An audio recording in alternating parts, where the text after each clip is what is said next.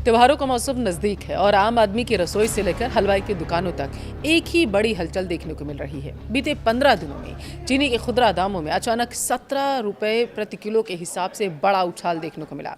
लेकिन सबसे बड़ी चौंकाने वाली खबर तो ये है कि जो भारत दुनिया का सबसे बड़ा चीनी उपभोक्ता और दूसरा सबसे बड़ा उत्पादक देश माना जाता है, वह पूरे तकरीबन 10 साल के बाद दूसरे देशों से चीनी खरीदने यानी कि इम्पोर्ट करने की तैयारी करने लगा। चौंकी मत ये सच है। सरकार चीनी पर लगने वाली 100% इंपोर्ट ड्यूटी को हटाने या फिर कम करने पर विचार क्यों कर रही है?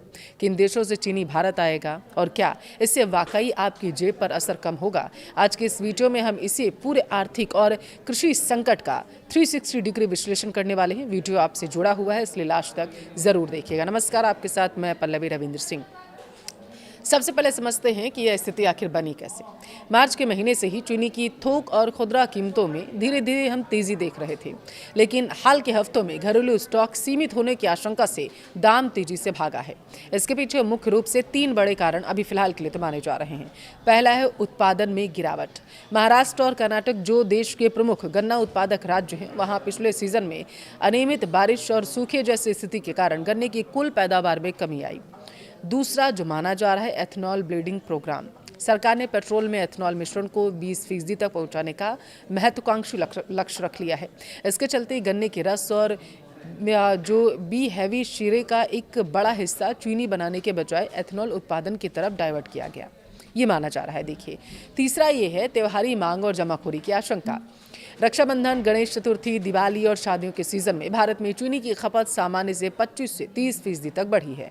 सीमित सप्लाई और बढ़ती मांग ने कीमतों को हवा दे दी। अगर सरकार चीनी के आयात पर 100% कस्टम ड्यूटी खत्म कर देती है तो भारत चीनी कहां से खरीदेगा? अब ये भी सवाल है। पहला जो लोगों के जहन में सवाल आ रहा है और जो ऐसा लग रहा है, ऐसा संभवतः माना जा रहा है कि पहली लिस्ट में ब्राज़ील हो सकता है। देखिए, ब्राज़ील दुनिया का सबसे बड़ा चीनी उत्पादक क्योंकि और निर्यातक है। अगर भारत को भारी मात्रा में कच्ची चीनी या खरीदनी होती है, अगर उसे आवश्यकता पड़ती है, तो ब्राज़ील पहली पसंद हो सकता है। ब्राज़ील की रिफाइनरी क्षमता और बड़े कार्गो शिपमेंट्स भारत की तत्काल ज़रूरत को पूरा करने के लिए सक्षम भी माने जाते हैं। दूसरे नंबर पर थाईलैंड आता है। भारत के लिए लॉजिस्टिक्स और शिपिंग दूरी के लिहाज से थाईलैंड सबसे किफ़ायती विकल्प है। थाईलैंड मुख्य रूप से सफ़ेद और रिफाइंड चीनी का निर्यातक माना जाता है।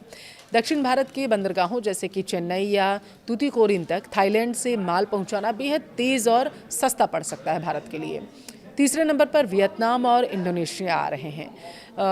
इंडोनेशिया खुद बड़ा आयातक है, लेकिन आसियान देशों के साथ व्यापारिक समझौते के तहत विशेष परिस्थितियों में क्षेत्रीय कोटा से सप्लाई ली जा सकती है। वर्तमान में अगर हम देखें तो भारत में चीनी के आयात पर 100% बेसिक कस्टम ड्यूटी लागू है।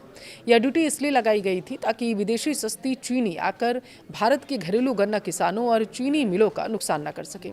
लेकिन अब स्थिति बदल चुकी है। अगर 100% ड्यूटी बरकरार रखी गई तो विदेशी चीनी भारत में आकर घरेलू चीनी से भी ज़्यादा महंगी हो सकती है। इसलिए सरकार के पास 2 रास्ते बचते हैं, ऐसा माना जा रहा है। पहला कौन सा है? TRQ यानी कि टैरिफ रेट कोटा। एक निश्चित सीमा जैसे कि 10 से 15 लाख टन तक शून्य या मात्र 10 से 15% ड्यूटी पर चीनी आयात की जा सकती है, ऐसा माना जा रहा है। दूसरा क्या बचता है? केवल रिफाइनरी के लिए कच्ची चीनी आयात करना। देखिए, तटीय इलाकों की मिलों को कच्ची चीनी मंगाकर रिफाइन करने की छूट देना, जिससे घरेलू आपूर्ति तुरंत सुधर सकती है। अब चीनी केवल चाय या मिठाई तक सीमित नहीं है, ये भी ध्यान दीजिएगा। भारत में कुल चीनी खपत का लगभग 60 से 65% हिस्सा बल्क कंज्यूमर्स यानी कि इंडस्ट्रीज द्वारा इस्तेमाल किया जाता है। बेवरेज हो गया जैसे कि सॉफ्ट ड्रिंक्स हो गए, जूस, बिस्कुट हो गए, चॉकलेट्स हो गई, बेकरी प्रोडक्ट्स हो गए, इन सब में ये इस्तेमाल किया जाता है। इतना ही नहीं, कफ सिरप में भी चीनी 17 रुपये प्रति किलो महंगी रहती है, तो FMCG कंपनियां इसका सीधे तौर पर बोझ झेलती हुई नजर आएंगी। आयात का फैसला इस चेन रिएक्शन को रोकेगा और त्योहारी सीजन में महंगाई के आंकड़े को काबू रखने में मदद करेगा। भारत का 10 साल बाद चीनी आयात की ओर कदम बढ़ाना इस बात का संकेत है कि सरकार महंगाई के मोर्चे पर कोई जोखिम नहीं लेना चाहती। हालांकि यह कदम केवल एक शॉर्ट टर्म समाधान है लॉन्ग टर्म में भारत को खाद्य सुरक्षा और ऊर्जा सुरक्षा के बीच एक संतुलन बनाना होगा, एक ऐसी नीति बनानी होगी ताकि किसान को भी सही मूल्य मिले और आम उपभोक्ता की चाय भी कड़वी ना हो। आप इस फैसले को किस तरीके से देख रहे हैं, जो 10 साल में पहली बार भारत चीनी इंपोर्ट करने जा रहा है? क्या सरकार को तुरंत आयात की अनुमति देनी चाहिए? अपनी राय कमेंट में ज़रूर दें।